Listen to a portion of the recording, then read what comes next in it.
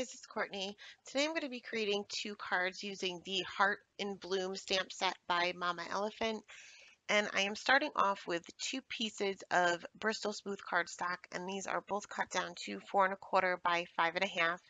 I'm going to be using my Misty here to stamp this because as you can see, the image is quite large, pretty much takes up the entire panel, which is a good thing. You don't really have to do anything else to it.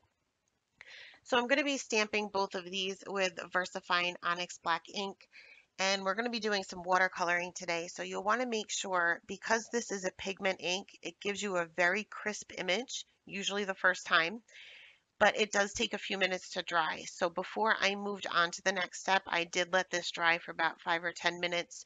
You can heat set it, but I didn't want to warp my paper, so I just put it aside to dry. We are going to be using some Zig clean color real brush pens today. And I got these for Christmas, so these are very, very new to me. I have not used them yet. Today is the first time. So we are going to start by kind of figuring out what colors we want to use. So I took out some pinks, some purples, and some greens, and I have a spare piece or a scrap piece of the Bristol Smooth here, and I'm just going to kind of swatch out my colors. I have yet to swatch the entire set, so I'm just kind of figuring out which ones I want to use. So I grabbed some pinks, scribbled those out, and I'm taking a water brush here just to see how they react with water and how light they get to determine what color combination I want to use for my card. Going to do the same thing with a couple of purples and a couple of greens as well. And now I felt like these colors were enough contrast, and had they been Copic markers that I'm used to, they would have been. But you'll see that I had to kind of play around with the colors once we got going on the coloring itself. So for one panel, I'm not using any water, and for the other, I will be doing actual watercoloring. I've seen a lot of tutorials on YouTube and on people's blogs where they don't even use water with these pens. So I wanted to see how they blend without it. So that's what we're going to start with. I am going to start with one of these flowers, and I'm going to go right in with my darkest color and lay out my shadows. So basically on the base of the petal, and if the petal is laying underneath another petal, I'm also creating a shadow there. Next, I'll go in with my mid-tone and I'll blend that out a little bit further. I'm only using 3 colors here. And then finally going in with the lightest color and filling in the rest of the area. I am scribbling off my brush nib there each time just because I am picking up so much of the color that I don't want it to carry over to the next petal. And I'm looking at this and I have little to no contrast at all here. So I'm going back in with the darkest color and blending that out with the lightest color, and I'm still not getting the contrast I'm looking for. So I figured I had already started this particular flower anyway, so I'm going to have to kind of roll with it. I'm going to use the same color combination for the remaining part of this flower, even though I'm not really happy with the contrast that I'm getting. Part of that is probably my fault. I just don't have the confidence yet. This is, like I said, the first time I'm using them. So I was like that with my Copic markers when I first started. I look back at some of the cards that I made about a year ago, right after I got the Copic markers, and I thought I was the best colorist in the world. And I look back at it now and it's like, it looks like I colored it solid. So hopefully I'll get better in time with these as well. So for this next panel, this is where we're going to be doing some watercoloring. I'm going right in with the darkest color, just putting my shadows down, and then going in with my water brush. I'm starting on the white part where there is no pigment and kind of working my way down to where the pigment is. Again, scribbling off each time to make sure I get that pigment off or that ink off my water brush before I move on to the next petal. And I got much more contrast here, obviously. That's what these are meant for. Now, the water brush that I'm using, I don't typically use water brushes because to me, I can't get them to have the right amount of water come out. I either have too much or not enough. This water brush I also got for Christmas because, you know, when you buy something, it says like suggested Well, he thought that it was suggested, so he bought that too. But I'm glad he did because I really like it. It puts out just the right amount of water. This is actually by Zig, and it doesn't puddle up or anything like that. And I really do like it. So you can see the difference there, way more contrast with the water. But we're going to keep going. I'm going to move on to the purples, this middle flower here, and again going in with the darkest color and laying out my shadows. And for these, it would be on the base of the petal as well as where the petal is folded over on itself or kind of creased on the edges. And I'm only using two colors here, and these are pretty different from one another, so I wanted to see if maybe that would help with the contrast. And it did. It was better than the first. Still wasn't getting as much as I was looking for, but I don't think maybe without water, I don't think that you're going to get as much as you would with Copic markers, which is what I'm used to, is what I'm comfortable with. But I was getting more. So I just have to kind of be brave and make sure that I use colors that are kind of far away from one another as far as the spectrum is concerned.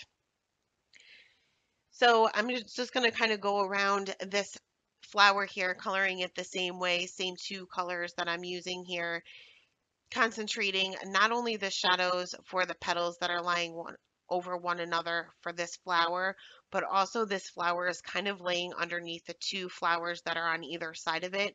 So those would also cast a shadow on the petals that they're lying over. For the little creases that are on the tips of the petals, I'm just kind of just putting a line of the darkest color and being careful not to overblend. These blend beautifully with no effort whatsoever. So it's easy to overblend. It's easy to go over it too many times. The quicker you go over it, the better look you'll get in the end, I find, because you're not going to overblend. You're not going to take that darker color completely away. So for the watercolor panel, again, I'm using that same darkest color that we used on the first one, just adding in my shadows and then blending that out with the water the same way as we did with the first flower. I'm just working with petals that are not touching one another, and I'll wait for the petals to dry before I move on to the petals that are next to it. The Bristol Smooth does dry a lot faster than the watercolor paper, and I'm not using all that much water to begin with. If you're using a regular paintbrush, you pretty much just want it to be damp. If you add too much water, you're going to get harsh lines and the color is going to spread too much. You're not going to get any contrast at all. So if you're using a regular paintbrush, just make sure that you dab it off on a paper towel pretty good before you bring it to your card. And if you're using a water brush, make sure that, like all the other water brushes that I have, it doesn't pour out with water. So, like I said, these dry pretty quickly. I would say within a minute or so, the petals are dry, so I can work with the petals that are next to the ones that I previously worked on. It doesn't take all that much time. I'm not worried about the centers of the flowers yet. I'm going to color all of those the same once all of my coloring is complete. So I'm just going to kind of go around that for now. And we'll move on to the third flower. And this is the last flower I'm going to show you guys just because this is shaped a little bit different than the other two. And then I'll color the other ones off camera. So we're gonna move back to the panel that we're not using any water on, and I switched up my color combination as far as my pinks go, hoping to get a little bit more contrast. And it worked. Still needs some work on it, but it worked. So again, I'm going to go in with my darkest color. For this flower, there's a lot of folds. Pretty much every single petal on this flower is folded over on itself. So not only is there going to be a shadow on the base of the petal, but it's also going to be a shadow where that petal is folded over on itself. So like I said, I'm going to switch up the colors a little bit, and I'm pretty much just outlining it and thickening up those lines that we had created initially, and then quickly going over the middle part with my lightest color, being careful not to overblend. And each time I'm scribbling off on my paper towel to make sure that I'm not carrying over any pigment or color from one petal to the next. working on petals directly next to one another because I'm not using any water, so I'm good to go there. But I'm doing my shading the same way, quickly, very quickly with that lightest color so that you're not over blending and you're not losing that highlight. For the little folds that are folded over, except for this larger one here, I'm not really doing any shading. I'm just kind of going in with my lightest color for those particular areas. Now for the watercolor panel, I'm going to do the same thing as I did for the first two flowers, going in with just the darkest color. And my shadows are going to be in the same areas as the one without water. So again, working with petals that are not touching one another and just going in with my water brush. Now you'll see this one petal here. I did squeeze my water brush a little bit and a little bit too much water came out. So I just quickly dabbed that up with my paper towel and just added a little bit more pigment and started over. I found that these do not completely pick up the color. So I know that we all use distress inks and distress oxide inks, where if we put the water down, we dab it up, it's pretty much that color is going to come up. Here, not so much. It fades it, but it doesn't completely take it up. I'm using a darker pink, so that could be some of the reason. That color is always hard to work with, but just keep that in mind. But if you go quickly enough, you can pretty much fix any errors. So once our flowers were done, we'll move on to the leaves. And for the card that we're not using water on, I'm going to go in with my green just where the leaf is hanging underneath one of the flowers. Blend that out a little bit with that yellow green. And then finally for the tip of the leaf, I'm going in with the yellow. And I'm going to do that for all of the leaves, regardless of what leaf they are. Now you'll see that above the flower to the on the top left, part of the banner sticking out. When I was coloring these, I didn't realize that that was the banner. I thought they were leaves, so I colored them as leaves. So we're just going to ignore that and pretend that they're leaves.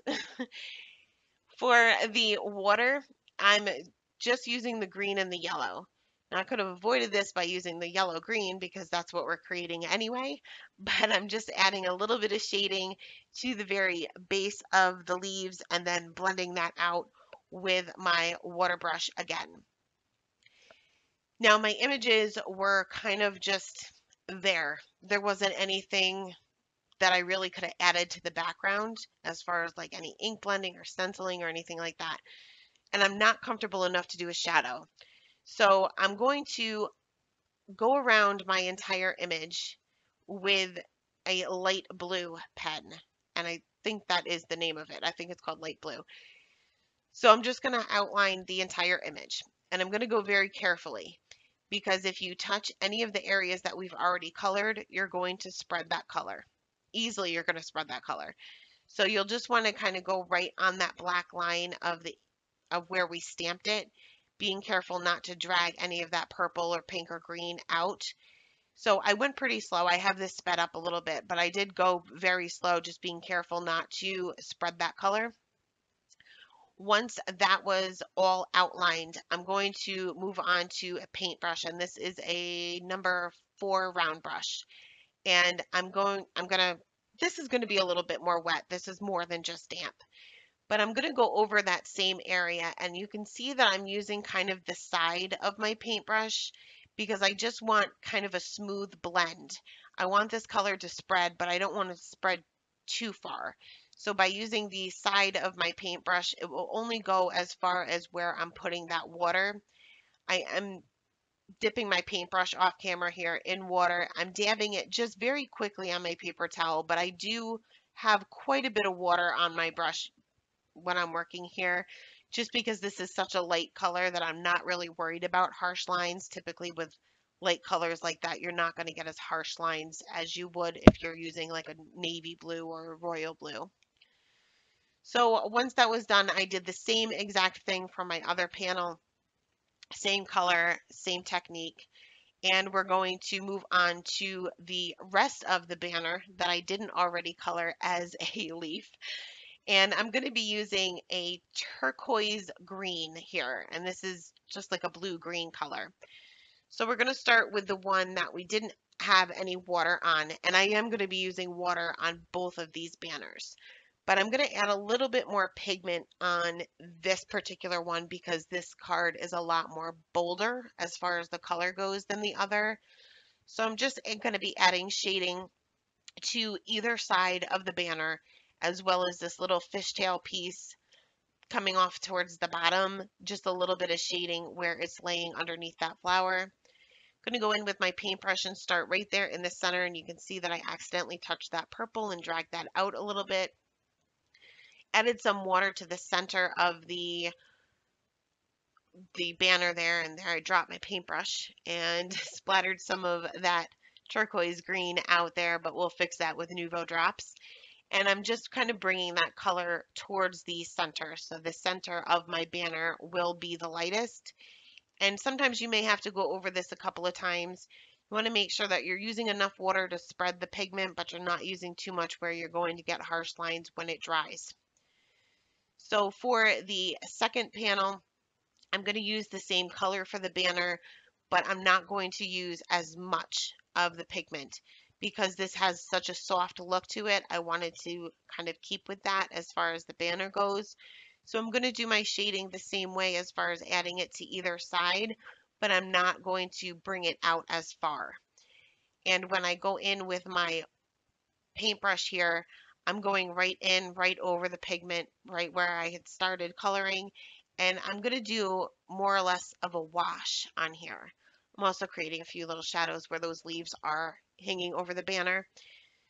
So I'm just going to create a wash here. So you're not going to get as much of a contrast here, but it is still lighter in the center. I kind of stop at the center, flip my card panel around, and then start from the other end just to make sure I have more of a consistent blend here. Now, for the little fishtail banner, I just added a teeny tiny bit of shading where it is underneath that other petal. Now, I stamped my sentiments from the same stamp set with the VersaFine Onyx Black ink. I did fill in the centers with this yellow, but I had let these panels dry a little bit and never pressed record again. By the way, that's the second time I did that in a week. So I'll try to get better at that. But all you really missed was stamping the sentiments, which are part of the stamp set. And they are already kind of curved so that they fit right into that banner. And then I added a few Nuvo drops to cover up that little splatter where I had dropped my paintbrush earlier. And that is the two cards. Thanks a lot for stopping by, guys. Have a great day.